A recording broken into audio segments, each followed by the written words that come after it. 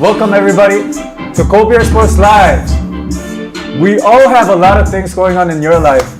It could be girl problems, money problems, work problems, but sports is something that brings all of us together. And that's why we are here.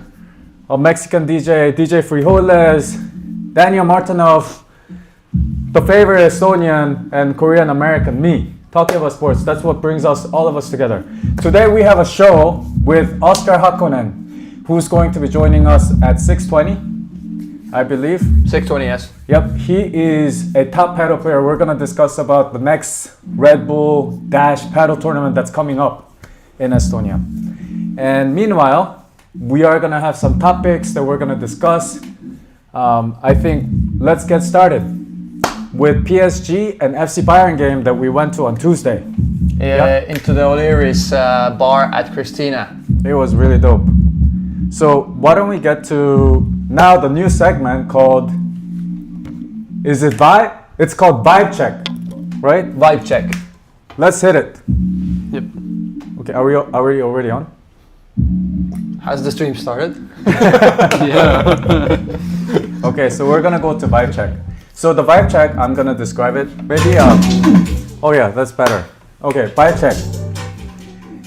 What it means is that we're gonna do a vibe check to see if it's a good vibe or it's it's like a nasty vibe or we don't like the vibe of it, whatever the event is or topic is, and then we're gonna have a discussion to see if it is a fair game, which is in the middle. So we're gonna have a vote, but we're gonna share some topics about it. And so let's get to the topic, which is FC Bayern versus PSG. So I'm gonna give a little bit of a background about this. Is that PSG and Bayern Munich played on Tuesday, on the 28th of April in France. And it was a Champions League semifinals. And it was the highest scoring semifinals in history. PSG scored 5 goals and FC Bayern scored 4 goals. So it was a very exciting offensive match. I'm not gonna get into the details about the actually what happened, but it was a lot of games. Actually, why don't we just do that? So in the 17th minute, Harry Kane scored a penalty, and then PSG came right back. This name I have really hard time saying, but he was one of the better players in the whole match. It's Kvaratskhelia. He's a Georgian player. He was fantastic. He scored. And then Bayern equalizer, Dembele scored penalty, and then after the halftime, Kvaratskhelia again, and then Dembele again, and then Bayern was down by 3 points, and then they came back to try to match it up. So it was a very exciting game. We were all there with our friends, and I wanna turn it over to you guys. What were some good moments about the game, and what was positive about these type of games and going there? It was your first time ever, right? Ever watching a play with friends, and it was so fun. Are you sure it was your friends? We're your friends, or? Oh, we're your family. I think so. Yeah. How was it, man? Did you what was an enjoyable moment for you? It was funny because I don't know too much about football, so I'm not too into it, too into football, but I can feel like the passion staying the game. I mean, we were with PSG for PSG, and every time they score, it was like, fuck, let's go. Even if I don't know a shit about PSG, but it was fine. What do you think? Like, why do you think it was just like naturally easy for you to be like like that? Why? Is it because mostly the emotions what we're at, and they hit the score and everybody's vibing, you just match the vibe and you get the vibe, full emotions go in.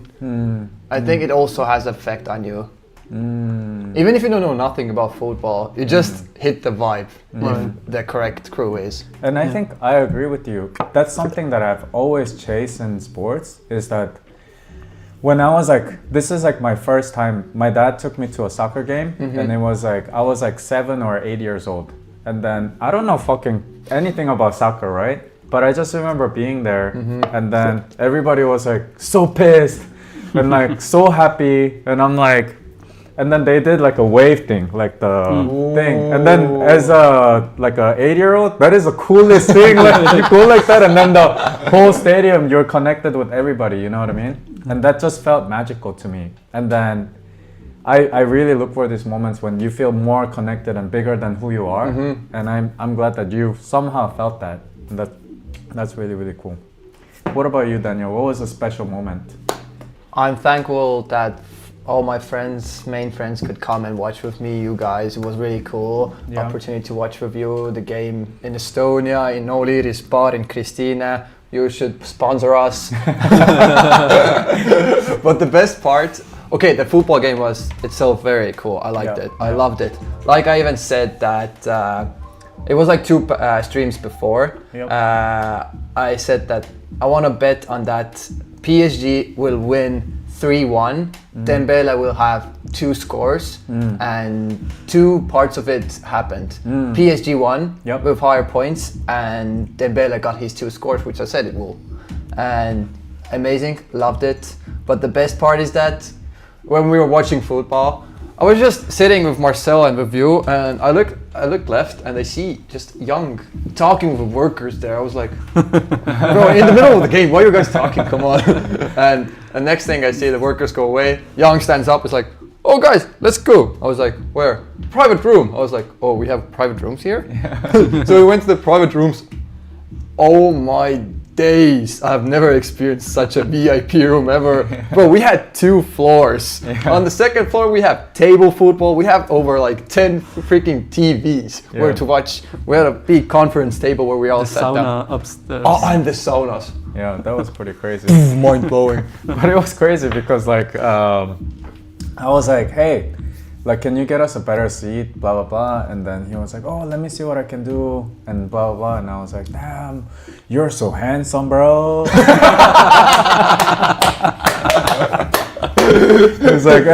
And actually, like, I haven't watched any of the PSG or FC Bayern game, but I was like, dude, we've been waiting to watch this game for years for it to happen.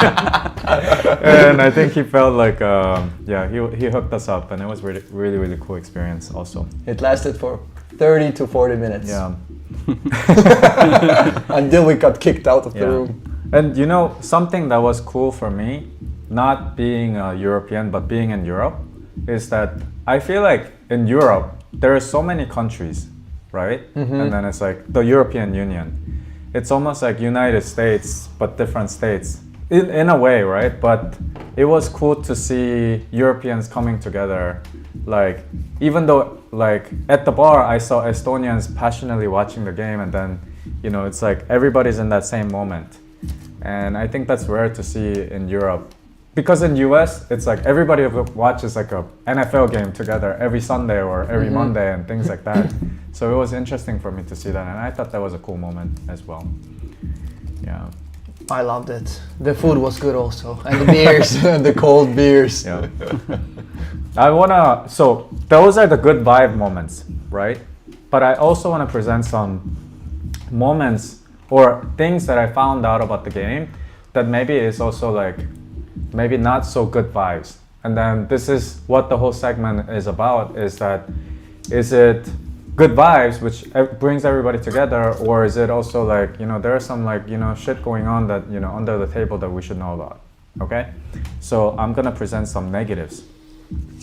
One thing that I noticed is that I feel like PSG and FC Bayern are so dominant, it gives no chances for other like smaller teams to have anything, because they have so much money and it's like so much business. Whereas when we talk about like European countries and all the teams coming together, even the smaller teams, if they can like route behind, like, come on, think about it. Estonia will have no chance into these like things, right? But it could be also a moment in Estonians and different smaller countries to feel like, oh, we're competing and we're in this like thing together. But I felt like it was just like 2 fancy teams just going, it's like a business thing, you know? That's one negative, and it's not so good vibe that I saw. And then I also found, I was like, okay, we're watching it at a bar, but how much does it cost to go to the actual games? Do you guys want to know like average ticket or the lowest ticket size? Cheapest option is around $506. To sit in the crowd. Yep. An average ticket in the place for the game was $966. Damn. And how much does it cost to watch football game in Estonia? Like in Estonia, it costs seven euros, bro. You know, and that's the top league. So it just goes to tell you, it's just like, is it like, because sports is supposed to be like where it brings like common people, but it's like if you're paying $966, you don't go alone either. You go with your friends. Let's say we went to go watch the game, like 6 people, right? Yes. 6 times 966, that's like $6,000 that we have to spend to watch fucking 90-minute game, right? Oh no. So is it also like just good? Like it's like, I feel like that's also kind of fucked up. It's like, yeah, these expensive people bring in money and then make the game and then bring in star players, but it's more like I don't know, it's almost like a Hollywood spectacle type of thing. But is it also maybe because it's that expensive? Because there also goes into the expense the marketing, keeping, I don't know, what all the expenses for keeping up the stadium alive, all these small factors about the game itself. It's true. And I think that one of the biggest thing is probably the salaries of the players also. Oh yeah, true. I take account. Yeah, I had found that like Harry Kane's salary, I think is like, it's in the millions for sure. But yeah, anyways, it does cost a lot of those things. But so the main thing is like, is it good vibes? Is it keeping the good vibes? Like, you know, is it helpful for the like a sports or, you know? One interesting fact to calculate it, the stadium where they played consisted of, the stadium can hold up to 47,929 people. And to pick this up and let's say times 500, they made around, more than 23 million. Yeah. Holy for crap. the ticket sales only, right? Yes. So that's one thing that I think that I'm challenged, because I think these big stars and big games bring in people like an attention together where we can come together. But at the same time, it's making it so unreachable for the regular people to actually be involved. Like smaller nations and smaller cities have no chance. If you don't have the money, you can never go to these games, right? So it's just like, it's making it like more like, I don't know, like fancy. It's good, but it's maybe also it's not good. So, and this is the whole topic of discussion. Is it good vibes? Is it really not what it should be, sports should be about? So, you know, that's the main argument. What do you think? You are the judge here. You're sitting in the judge position. I think it's fair because it's a fair game. Yeah, because how you pretend to like make everything better, like like the stadium, the players and everything. I mean that costs money, and all of those like businesses that controls the football are just businesses. I mean they do it for making money, not actually for the game and the culture behind the. Yeah. Well, I think it's my opinion, but I think it's fair that if they are spending and investing a lot of improving the thing, it eventually costs for us in order to. That's true. In order for us to be interested, like, Yeah. so that's why you vote fair game. Yeah. I have a challenge with that, because like I do feel like it's really good for these companies and these people to put in more into the sports, and then maybe it's a business thing, but also at the same time, like I feel like it becomes too much about business and money making rather than like it being like a sport. I also feel like it's an art, like where like it's not always just about winning. But are the prices the same as in America's NBA games? Yeah, that's the perspective, is that I feel like NBA It's worth it. it's like it's kind of like it's all business. Yeah. It's all business. It's like might as well just like be talking about like Apple versus Samsung or something like that. That's what it became. Whereas you brought up a really cool point before, is that FC Bayern used to be a restaurant football team, right? Can you tell us a little bit about that? I think that's such the a thing is heartwarming that story. The FC Bayern was founded in 1900 in a small local restaurant by 11 members. Like, you know? Yes. And I think that's super cool. It used to be like you're like a local team and local people support you, and then, you know, it was like a beautiful thing where you can kind of like, I think it used to be about this. It's like where you don't get along with like your neighbor and everybody, but in the game day, you're like, okay, fine. It's Bayern, you know, it's just like you come together as a unit. But now it's just more like, I guess it can still do that, and it can do it at a bigger scale.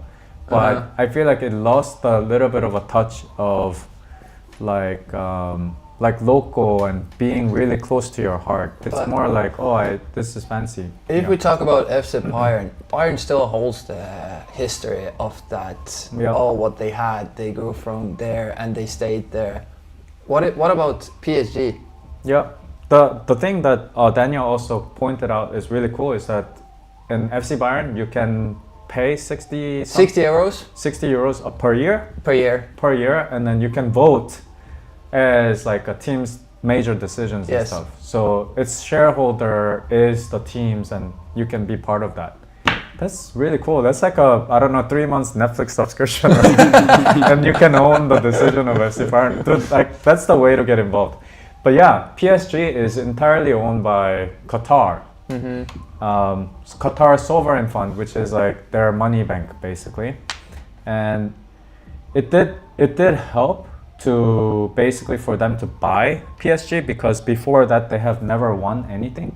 So I'm trying to find the fact of one fact about this, that Qatar paid $50 million euros for PSG in 2011, and now the club is valued at over 4 billion euros. Wow. Yeah, so Qatar Sports Investments bought in 2011, and then it was like a small team. Now it's worth $4 billion. But like, is that good? Like, I don't know. Let's look at it this way. If there was like a FC Flora team, and then North Korea comes and buys the team, and then it becomes one of the Europeans' premier teams, would you like that as an Estonian? How would you feel about it? Can you repeat that, please? So FC Flora, it's an Estonian team. Yes. And then a North Korean funds come and then buy FC Flora, and then but FC Flora becomes Champions League competitive team. Well, not good. How would you feel as an Estonian? That's the question. Because Estonia is so small and we don't have any big, how to say, sides at football. We have few famous players, but if we made it that far, I would be kind of happy. Yeah. So you don't care who comes in with the money? Well, with the money, what comes with it depends. Does it mean that it deletes our history of football for FC Flora, or no? What gonna be the conditions for playing for FC Flora? All of these factors are important to note before they buy it out. Yeah. What does it mean for Estonians? Yeah. Well, what does it mean for you? Is that you're Estonian, and then FC Flora now is competing in Champions League semi-finals, but it was bought by Qatar. Go Estonia! So it's good for the sport. That's where you stand, which is. Well, yeah, it's sad that it's gonna be like bought out by another country, but it gives also. It depends also how they use it. Yeah. Because the factors what Qatar did with PSG is a little bit offside, like which I don't agree totally. Yeah. I don't understand everything of these like major plays on what they're doing. I don't think it's purely business move. I think it's also marketing, and I'm sure they do stuff that I don't understand yet. But I'm skeptical on these business moves of the soccer or sports brands, because sports teams are more community, and then it represents something more. Like if I was an Estonian, I'm not Estonian, but I know how Estonian cultures work. If I saw FC Flora being bought by like, I don't know, US like a fund, or Japanese fund, or like North Korean fund, I'll be like, Nah, fuck that. Like, even though I want them to compete at a high level. So my vote is, like, I think it's, right now it's fair game because I don't know anything about really negatives on what they're doing, but I would feel like in the middle about these big funds. I would still want it to be where the local teams like build it up like over time, and you know it stays in the local community. But if it's only stays in local community, it won't grow. What then? Then it's dope. You know, like my. These players, they want to see themselves in a longer future. They want to see themselves as stars, but probably they don't have enough money to do that. They don't have funding. Yeah. What if a country buys it out with some kind of percentage that we keep? That's a better deal. Like so that it's almost like a FC Bayern type of thing. I really like that. That was the angle that I wanted to take in this argument, is that we are not just stuck, but we talk about what could be a potential solution that's even better. And I love that. So like, don't give away, don't sell your companies and don't sell your organization entirely. Have the control and give the control to the people of that city or that community. That's like, that would be super cool. Yeah. So maybe FC Bayern has to play in a rule that you cannot just pay 60 euros. You have to also have been an FC Bayern fan for like 2 years or something. In the call. All right. The king himself. All right, let's do this. Wait, let me fix that.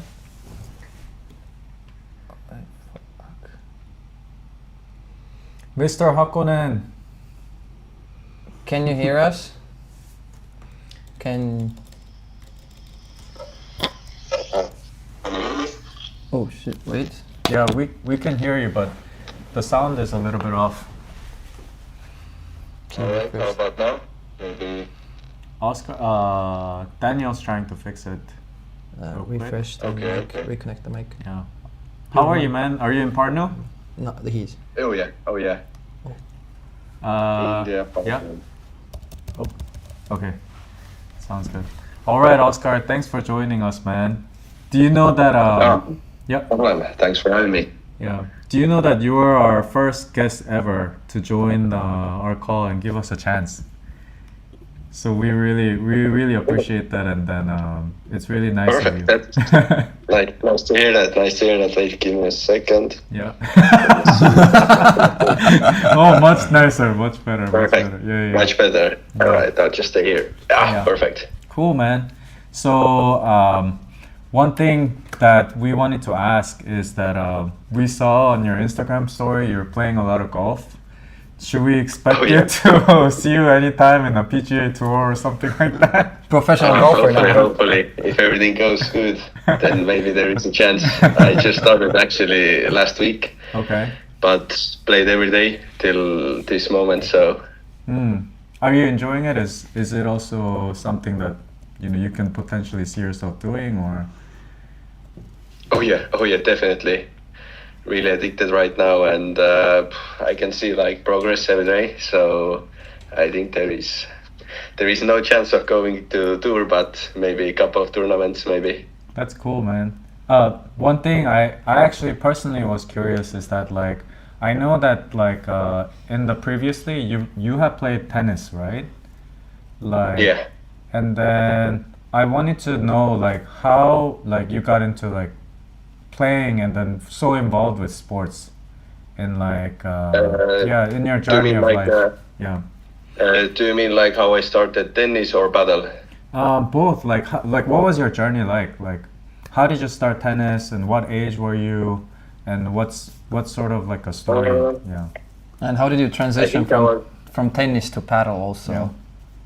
All right, I think I was like 8 years old when I started to play tennis. I really don't know. I don't remember how it happened. I just started to play.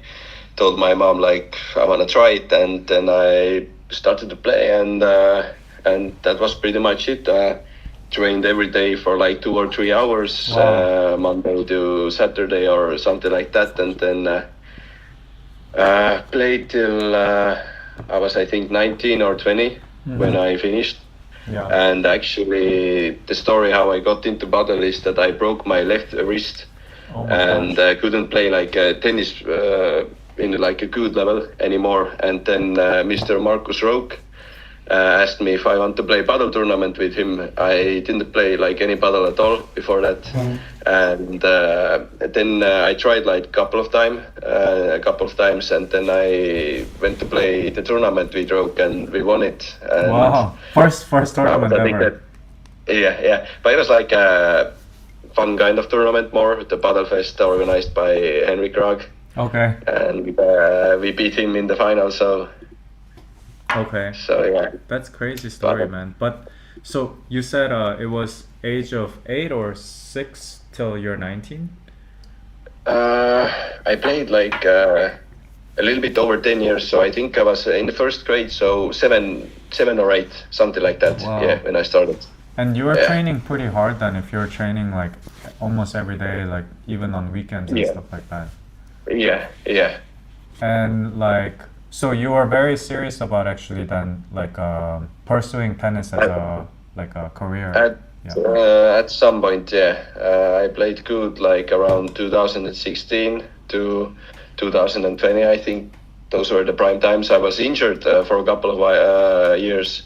I think 2 years with my knees, but before that and after that it was a little bit like harder to compete again. But before that I won one good tournament in United States. That was like the prime time, but after that, yeah. What was that tournament that you it was called the Big Mo. Okay. So the guys who play tennis maybe know about it, but it was like a juniors tournament, so under like 16. Yeah. And it was like a good tournament in the States, and yeah, pretty much after that I had to take like 1 or 2 years off from tennis, and after the injury it was a bit harder. Yeah. And like whenever you broke your wrist, like was it very difficult to like accept that like maybe you can't like I think not, because that time when I broke the wrist, then I wasn't playing that serious anymore. I was around time I was 19 or 20, so I played more for my fun, and it wasn't that bad. What changed for you to like go from like very serious competing seriously and then like just like playing a little bit more casual, like what happened? I think a couple of like reality checks, and the hope just went away. The older you get, more you realize that it's really hard to push, like to get into like top 50 or top 100 even, and you have to like sacrifice so much, and train every day for 4 hours, and you still might not succeed. Yeah. So, and I think for me,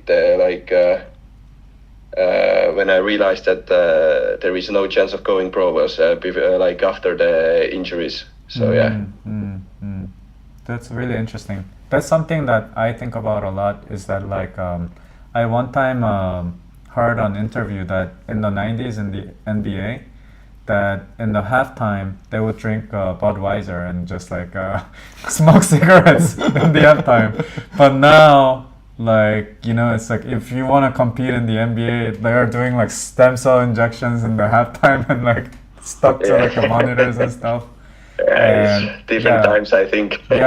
So that's one thing that when I first met you and then Daniel together, like I think something that was really cool that I saw you is that like even though you were like playing paddle and like in the tournament, like I saw you competing super hard with Marcus, but then you also had the leisure to have a beer and chill with the friends and smile, and I thought that was super cool. And that was going to be one of my questions, is that how you kind of balance those things, but just getting to know like how you went through, because I think that tennis is super competitive, like to get to like break the ranking and stuff like that. So yeah, it actually really makes sense. But I think the main reason for me, like almost everyone enjoys a beer after the match, and I think I just don't want to like pretty much hide who I am. I don't want to like be like that fake kind of guy that trains every day, shows on social media that only train, no fun at all. So yeah, that's pretty much it. And I think if there is a good balance, then it's okay. I mean, we all know that I'm not going to the tour to play like professionally top 20, top 100 players. So I think it's okay to enjoy once in a while. Yeah. Just make sure that doesn't happen too often. And yeah, I think for me that's also a big search. Is that how do I push myself to do better and then be motivated, yet at the same time don't get so stuck in the results and like enjoy the process and be able to smile and enjoy the whole process once in a while. So exactly. Yeah, but when you're having the beer and in the that's like that guy knows how to do it. Hell yeah.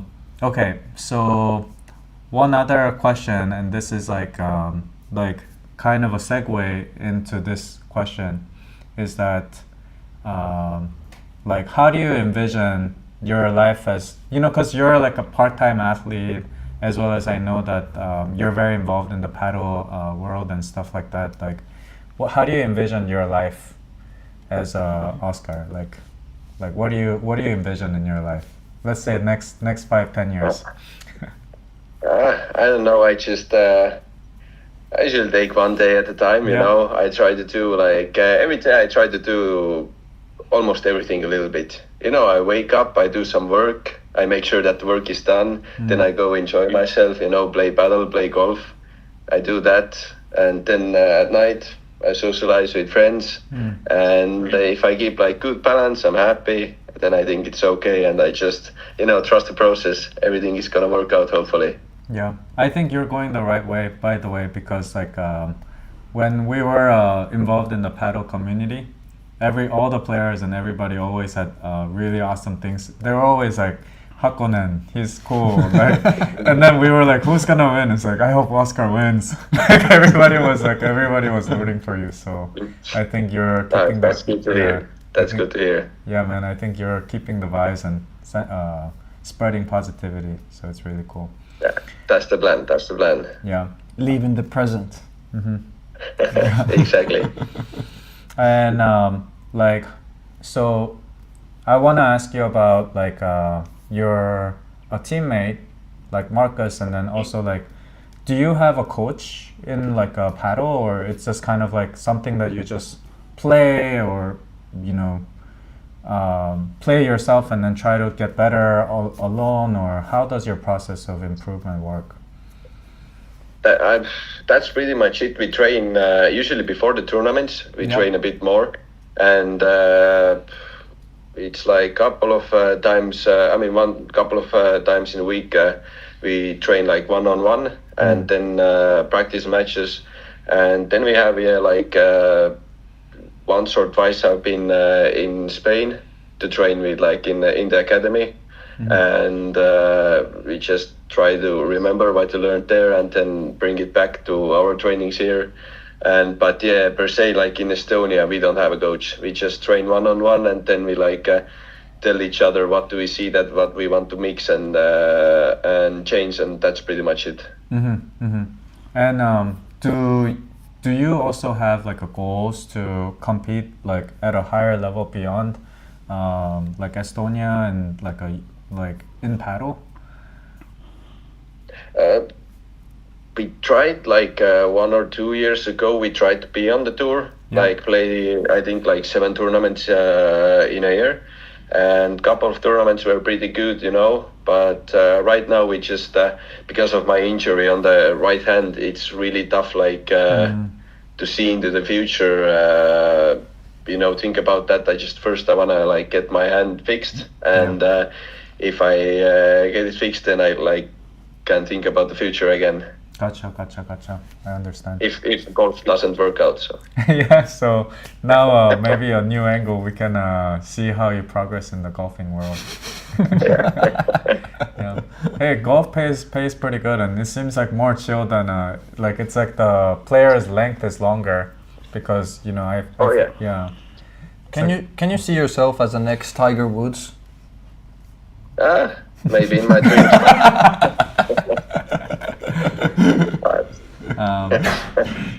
Wanted to ask you about the Red Bull Paddle Dash. I don't know much about Yeah. it, but I saw you and Marcus promoting it, and I saw on Instagram, and so I researched a little bit about it. Can you tell us a little bit about it? Yeah, it's the second time it's happening now. Last time was last year. There is like 2 qualifications rounds. I think one is. Give me a second. It was 23rd of May, and the second one is maybe not so sure, but 1st of June, and then the like final round is 14th of June. Okay. And me and Murand are playing together, Markus and Vegard, and like 6 pairs are already in the final round. Okay. And then we get like 2 pairs from the qualifications rounds who qualify to the final round, and it's pretty much we play on 4 courts in Telliskivi, and everyone plays like at the same time, and 4 matches, and the first match that finishes the 10 tiebreak goes to run for the buzzer, hit the buzzer, and once the buzzer is hit, then the matches are over, and you play with everyone twice. Okay. Then we gather the points, and 4 like best pairs qualify to like the main final stage. Everything happens on the same day. Wow. And then on the final stage we play again, like everyone with everyone 2 times, and same like format. You play a tiebreak to 10. Who finishes first hits the buzzer. If you get the buzzer, you get like extra points, and after 2 rounds we just see who has the most points wins the tournament. Okay. Yeah. That sounds interesting. Yeah. Oh yeah, it is. So it's definitely worth of coming to see. And Yeah, and like, what's the reward, or like, is there like the finalists, do they get to compete at a higher level? yeah, so it happens. The tournament happens in like not like in every country, but in many countries, and the winners of every country is qualifying to like the international final level, Wow, and then the tournament is there. that's gonna be And who exciting. wins that is like the champion of Padel, Red Bull Paddle Dash. Wow, that sounds actually very interesting.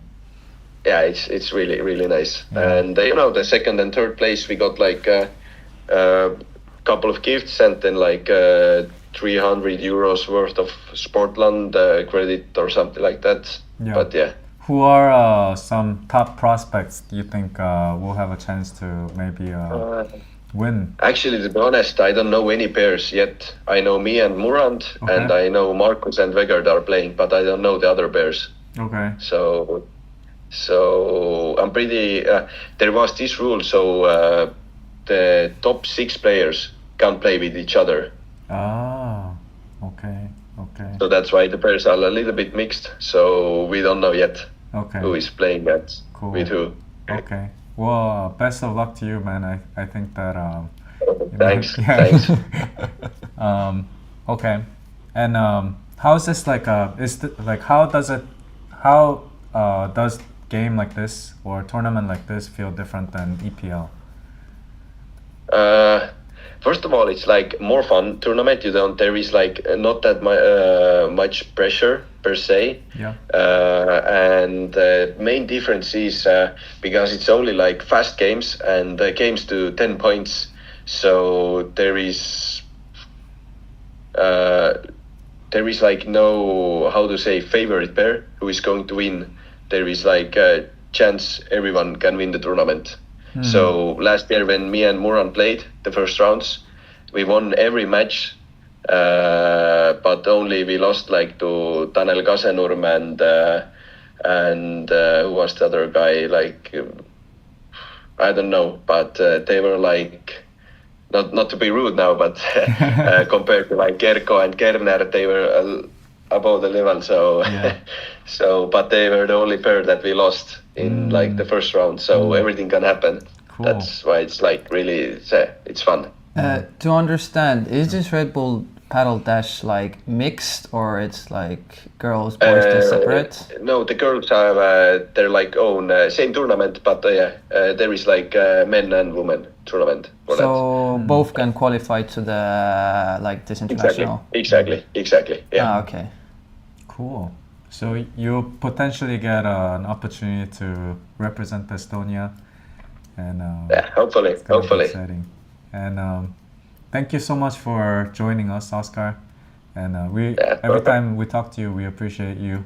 And thanks. Wait. for you. Yeah. Oh. Can we play a fast game with you?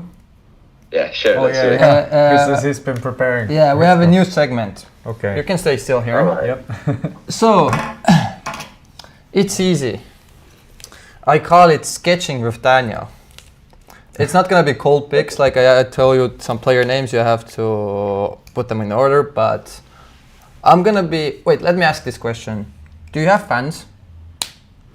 Do I have fans? Yes. Like I do you mean hope. female fans? I hope. So, I'm gonna ask you a few questions and you have to describe me your audience, like one certain person. And I'm gonna draw it. Or what his fans look like, or what's the... How your fan looks like. Okay. How my fan? Yeah. Okay. Fans. Okay. Like you can describe me just in case right now. I'm gonna try to draw it. Yeah. So Okay, let me you- think yeah. about it. My fan. It can be anyone, or I mean Can it, like, like, be average more or less average to- fan. I guess how you envision your fans to look like. okay. Beautiful eyes. Nice smile. That's a good start. Yes. If I may ask, is it a boy or girl? Which fans do you have more? Actually, I have no idea. I have no idea.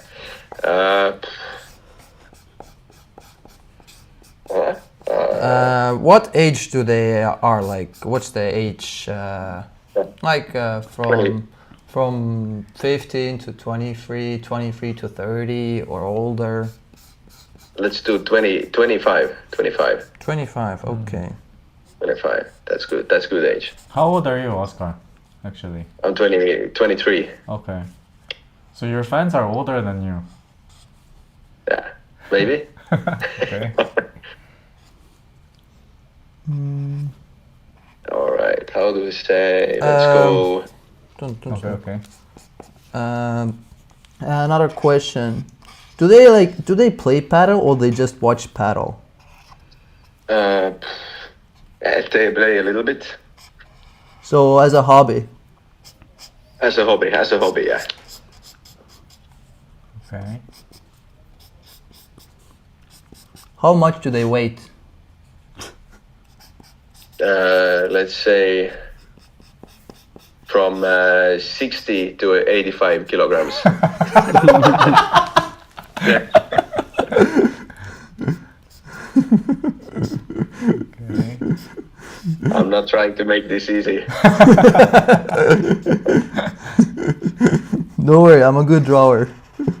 Really? Yeah. Good. I have talent. We'll see. Like you have talent in paddle and in golf and in tennis. Yeah. Do they like beer?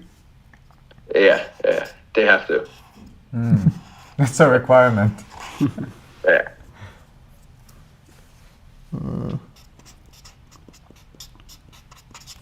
Wait. Do they wear shorts or pants?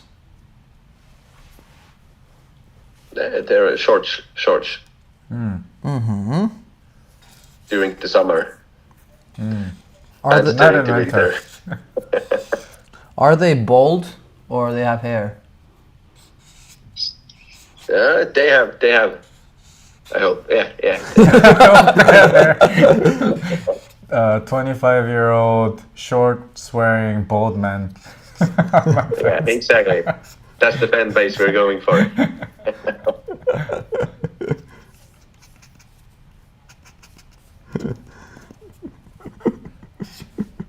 You're the only one that's having a great time.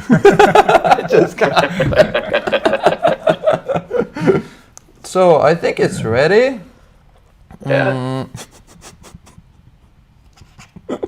All right. Right. Okay. So, what do you think? Wait, let me put I this. hope it's a very beer-liking hot chick. Wait, just a small thing to change. That's where we were going to. Okay. Are you ready? I'm ready. 3, 2, 1. Is that me? Yeah. Let's That's go. That's it. Perfect. I'm a huge fan, Oskar. This is your average fan here. I feel like the picture was already Hakonen. Woo! Cool. Thanks, bro. perfect. Yeah, Thank I you love for. it. I love it. Yeah, thank you for being here. We'll be cheering for you for Red Bull Paddle Dash. We'll be there, and I hope you have a great time in Partner. And then next time we see each other, we'll have a beer together. Thanks, man. Sounds good. Cheers. Thank you. Thank you Alright. for having me. Yeah, man. Always. Bye. Thanks, Ciao. Oskar. See you later. Bye. Thanks. Nice. That was cool. All right, guys. Back. We are back. So, what do you think of my drawing? It was tight. I thought it was perfect. I think look exactly like me. I tried my best. It was very, very good. Okay, so we still live. Oh, we talked about Bayern and PSG. Yeah. The scene's stuck into the video call right now. I already changed. Oh, okay. Yeah, we were talking about Bayern and PSG. We stopped at the place that we talked that Qatar bought PSG and how it affected. Yep. But how it affected, especially we talked about Estonia and Nora International, but how does it affect PSG itself? Like we didn't talk about that. Yes, we didn't talk about. Like the other part, you also said that Qatar buying PSG.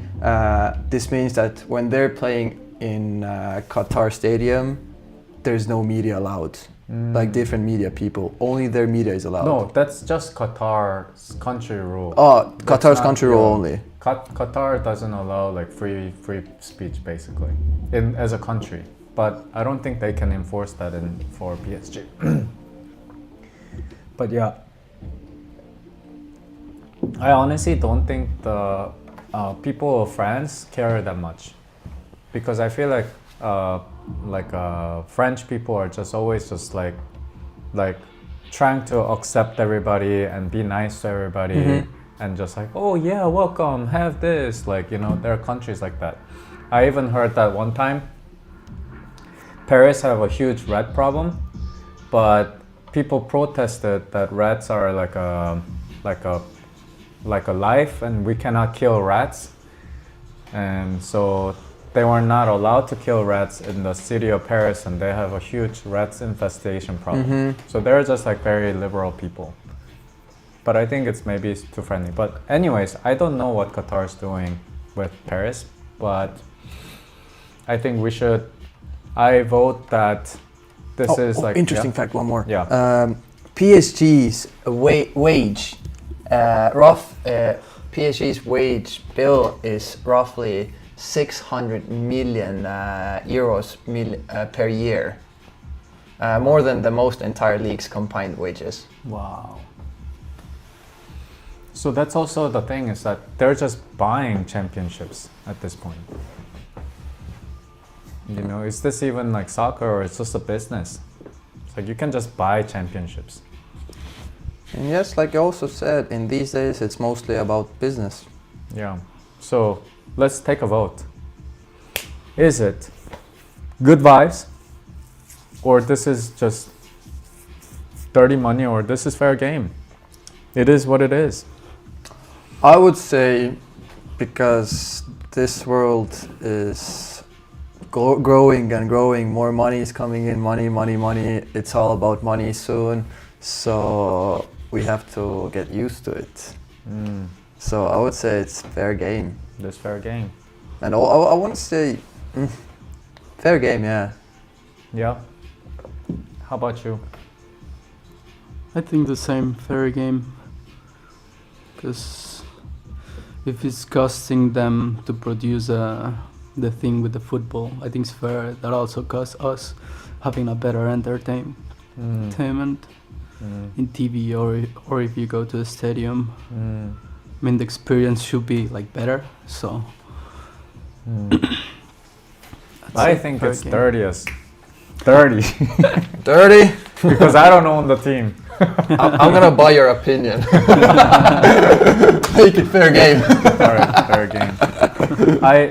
I think that I would like to see more of like angle of like not like this one like money bank owns like this whole team, but I'd love to see like FC Bayern model more, where it gives some fans or some type of voice. Not that it's just run by really rich people. Yeah, Yeah. true. Because they're gonna own us, and we watch their game, we pay them, do everything for them, Money. and we work for them. Okay? Oh, wait. You need one also. Yeah. Thanks for doing the I work. already have one. She take another one. Be a good guy. Thank you for the tip. Of course, enjoy it. Okay? So next topic is an interesting one. So do you guys know about 4-minute mile mark? So let's just say I'll mention the headline. So basically, in London Marathon on a Sunday, there was 2 human beings that beat marathon record, world record, under 2 hours. We have not been able to do that as humans. Like, it wasn't possible. But in this one marathon, 2 people beat it, a world record, to be under 2 hours. So the first winner was Sebastian Sawe from Kenya. His record was 1 hour, 59 minutes and 30 seconds. And then 11 seconds later, second place came in Yomif Kejelcha from Ethiopia. Estonia. Yeah. Why this is a massive deal? The 2-hour barrier was the 4-minute mile distance in running. So for decades, scientists and runners debated whether a human being could even do it. Many said no. Many said the body will break down. But it's proven that once it was broken, then it was more psychological thing for humans to not be able to do it. By the way, the second place, that was his first pro marathon debut. Holy crap. Yeah, and he What beat the? Yep. So Ew. so now the topics is like, hey, so is this good? Like, good vibes? Like, is this a good thing for everyone? The distance was 26 miles. 26 miles. For people who don't understand miles, 26 miles is around 40 kilometers. 40 kilometers, yeah. It's a huge distance. And Sawe's average pace per kilometer was 2 minutes and 50 seconds. Wow. I don't think I can even run that like, if I sprinted it. I mean, like, you can run easily 1 kilometer, but run 40 kilometers. Can we do a division of like 1 hour 59 minutes into 42 kilometers to see how fast he was running 100 meters? So let me just do it. So it's okay, we can do it like this. So I divide 40 to 420. You're the So best at calculating, I know. There's 60 minutes It's because he's Asian. plus 60. You said that, not me. Plus 59 minutes times 60 is 7,140 seconds divided by 420. Dude, he was running every 100 meters at 17 seconds per 100 meters. Damn. That's fast, bro. That's like you're sprinting the whole time. What are they feeding them? Bro, how? He ran basically, every 100 meters he was running 17 seconds. That's sprinting. Bro, I could never. Holy crap. Non-stop. Like he hadn't slowed down. So he beat 2 hours. So here are some good points is that I think it's a good thing that we've been able to beat this because it's a human achievement. I didn't achieve it, but at human level, what is possible, we've done it, right? So in that way, it's really an achievement for humans. It's like, I guess, us landing on the moon or something like that. And then, that's about it. I think that's good in that sense. What do you guys think? What's good about this? I have a few facts. Okay. For example, Sebastian Saue reportedly earns around $50,000 a year. And with this London Marathon price, money alone was 55,000. So for him, really good salary. And plus, so he earned $50,000 as a prize this marathon. 55 for this marathon, and yearly he is 50,000. Wow. Okay. For this kind of runner who is pretty much famous and professional, he earns not that much. Yeah, bro. He beat world human record, and then the PSG player is like 600 million like euros per year. Like, Dun, dun, dun. Like Yeah. what? yeah. Okay. And also the Kelvin Kiptum. Oh. Yes, he had only ran 3 marathons in his entire career before setting the world record. Where are they getting these people from, man? That's crazy. Yeah, I mean, Yeah. like, they're just built different. I know you told something before that like top 5 runners, 4 of them did something or ate something. Oh, the fuel thing. Yeah, the fuel. Yeah, the top one marathon is the one that Sebastian Yes. was like working hand on hand with a Swedish company of fuels.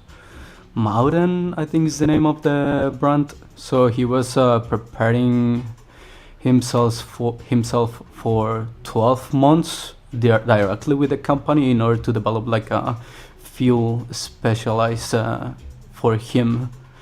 Like he was no, it's like an edible. it's an edible thing that you eat during the marathon in order to like feed you with salts, sugar, and all of the vitamins you spent during the marathon. So he was developing that with the company and training also his stomach, because consuming those fuel things, it's like a hard thing to your stomach in order to like get all the proper nutrients. Mm-hmm. So he trained his stomach in order to consume a lot of those things, and they also developed like a special fuel in order to like encapsulate like the vitamins, so your stomach is not dissolving the vitamins like right away. So they like encapsulate the vitamins in I don't know which material or something, so they can go through your stomach and then to your like what's it called, like your intestine, and in your intestine they are like process like the vitamins and all of that. So they developed that new tool, and they also like travel to the place of Sebastian in order to work with him. And so he's more than like a freak of the nature in order to be. He's also like a hard-working and a smart guy, because he actually thought on that, and he was like, oh, it's a good thing to paying attention not only on my muscles and on my resistance. Mm-hmm. What do you guys think about this? is that like this is a topic that I think about is that too much, bro? Like because as humans we're just like constantly pushing, like you know, it's like, and now you have to inject like vitamins, like you know, it's like yeah, the drugs, doping or steroids is like illegal in these things, but other than that, like we're trying to do everything, you know. And I was also reading about the shoes, is that the two-hour record is being broken because like Nike and Adidas is making this like specialized shoes that only last 200 kilometers. So it's like it destroys like a carbon fiber, but it like it increases speed as you're running a marathon. Like you know, it's just like a technology. It's also not like a human thing, you know. And then we keep pushing to just become better and better. Is that necessarily better or good? My question is more like, who was the person who had the last world record for this run? His name was Calvin Kipton. Yes, right. Yeah, exactly how I was talking about. Yeah. And when he did the world record. Yep. Do you know when? He did the world record. I know his world record was 2 hours and 35 seconds. But when? I have an information on when he died. Oh, Chicago in October 2023. Okay. But I don't have an information on when it was his record. I just want to say that maybe. Okay, forget it. Yeah. Maybe there was like a mafia thing going on. No, I was thinking that all the people are taking some kind of substance and new shoes, but like in 80s, 70s, how they did it then so good without these kind of things they didn't have. Yeah. Now it's all about competition. I want to be better. I'm willing to do anything and everything to be better. Exactly. And that's my main point, is that I think it's a human win. Like it's a good vibe that like he beat the record. But sometimes for me I get tired of it because I'm like, I think we sometimes look at sports and athletes as an example, but every day I feel like we're pushed more and more. We work more hours. We have to become like physically fit. We have to be awesome at work. Have to be like perfect, you know? And then just like every one of these like just keep on pushing for perfection. So is that like really like a cool thing? I don't know. Like, you know, and then also it's not good to not push, you know? So what do you guys think? After this discussion, yeah, my stomach is getting empty. Yeah. But overall, I think like. But what was the question for? Is it vibe or fair game or 9? Yeah, it's just cool. I mean, like. It's cool, right? I think it's pretty cool. I think it's cool, but there's like one thing, like for example, this winner or the top 5 that were also consuming like those things and preparing with like special shoes and all of that. I think there should be like a balance, because not all of them have the money or the thing in order to afford those kind of plans and equipment in order to beat the record or compete for a record. Like there's normal people that just train to have a normal marathon with their own resistance and capabilities. But like you said, also the second place didn't do the subs, didn't take nothing. No, but nothing with the brand, but he was fitting with another thing. Okay. A different thing. Yeah, different thing. But it's like capitalism, you know? It's like, it's the same. It's like you just like push, and then if you have the money and you have the means to do it, spend 600 million they beat FC Bayern. You can buy the championship, you know? But also, that's a fact that distance running is one of the elite sports that requires almost €0 to start, because it's all about running. Yeah, that is true. But at the same time, people start to spending money to be better. Yeah. So I don't know the answer to that, because it's a good thing that we are pushing to become better. But I just feel like the whole thing is like we just keep on pushing. So like, where is the balance? Where is the balance of, like, also, I don't know, maybe we don't have to push always. I would say it's vibe. If I knew correct facts about this substance, what they're using, does it have any bad sides or no? Is it actually healthy or no? I'm sure it's healthy. So but what's the like, problem? Yeah. It's a vibe. I'm just afraid that we're now, after a while, we're gonna be like, can humans break 1 hour and 50 minutes? Just like, We're turning back into the cavemans because cavemans were physically most strongest. yeah, but you know, I just don't know, because like I feel like it needs to be a balance. Like, I don't know. I cannot answer that question, but I cannot also. It's the same thing as like the other one. I cannot argue that this is bad. But Yeah. if everything is balanced, then there's no competition. Yeah. So I can't answer this. It's fair game, I guess. What do you mean that if it's balanced, there's no competition? Like if everybody's equal in the running. Like in that way that Well, more than equal, like having like the same tools, same equipment. Yeah, so the competition starts with your own body more than how much can you spend in order to prepare you for the marathon. It's like actually how much you train in order to improve your actual body to perform better in the marathon. and you won this argument. Wait, I have a great thing that I'm trying to communicate, and this is the opposite of what this is about. Yeah. Because this guy pushing and then doing all the vitamins, and like he's probably world's best, and then he beats, like, communicate some type of message, right? That you can do everything to do like a perfect. So this is the guy that I want to share a story on, and his name is Michael Teff, and he played for University of Texas. His name is Michael Teff, and his dream was to play for University of Texas. And if you play for University of Texas in a football team, you're like a top most like or you're just one of the best players, not even just money.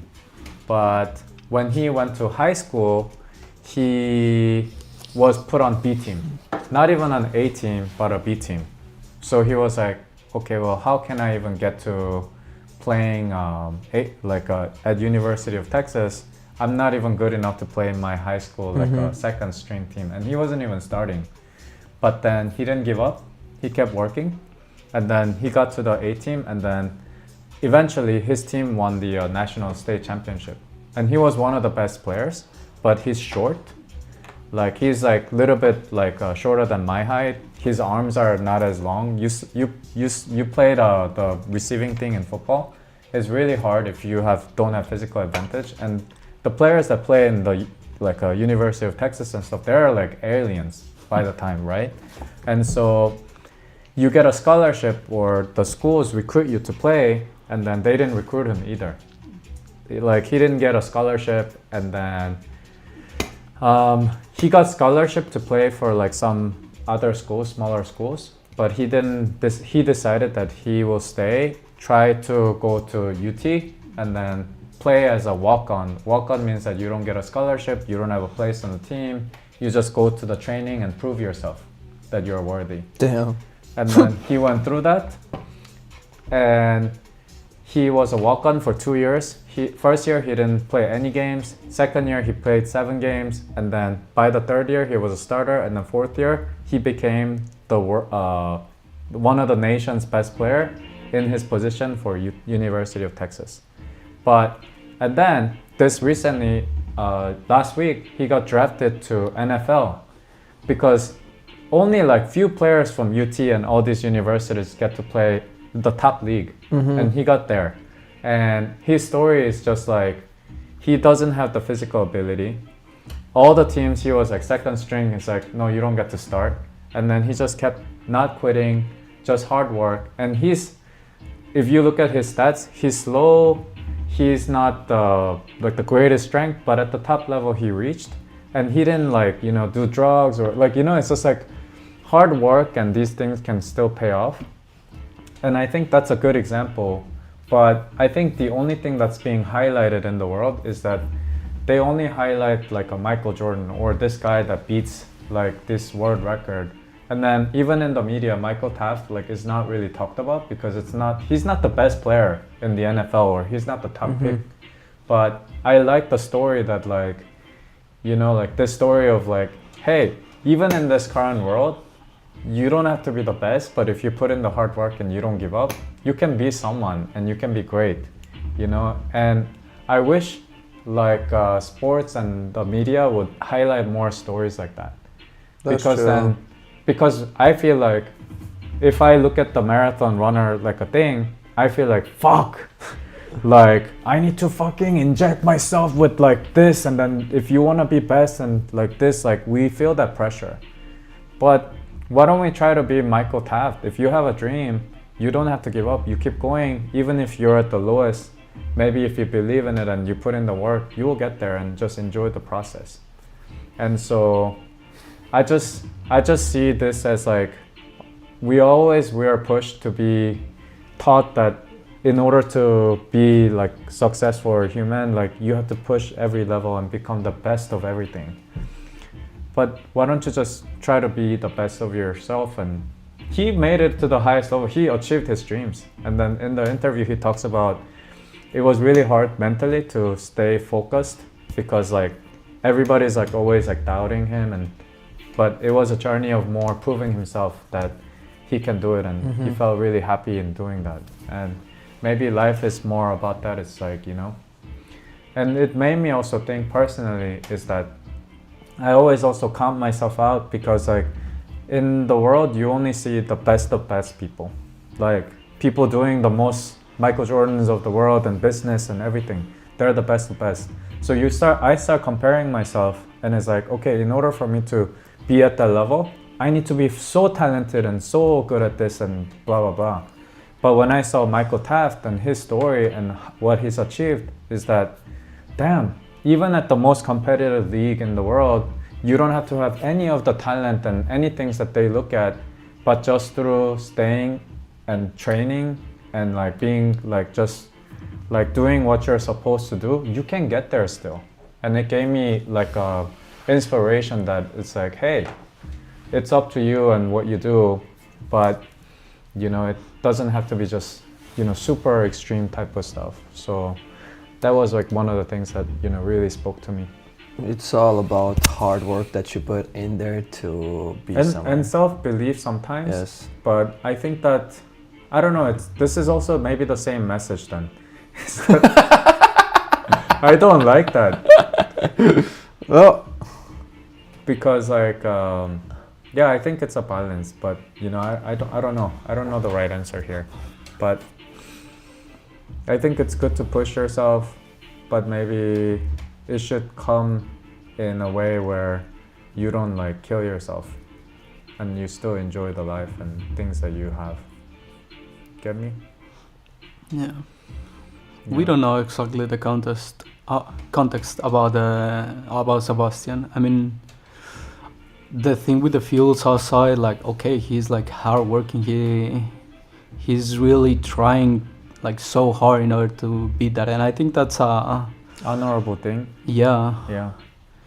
Because we don't know if he was really enjoying the process or not, but maybe yes, and maybe he really feels a passionate like, and I wanna do this and make it possible, and he actually won.